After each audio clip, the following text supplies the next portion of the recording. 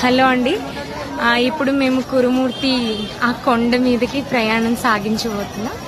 Entrance చూసారా, చుట్టూ కూడా చూడండి. ఇప్పుడు కార్తీక మాసం సందర్భంగా అందరూ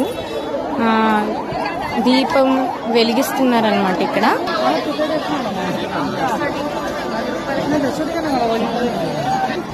ఇక్కడ అందరూ మొక్కుబళ్ళు తీర్చడానికి బోనాలు, పొంగళ్ళు అలాంటివి చేస్తున్నారు. ఇక్కడ బయట తీసుకున్న ఒత్తులు ఆ సామాగ్రితో ఇక్కడ దీపదహనం చేస్తున్నారు. ఇది మొత్తం లైన్.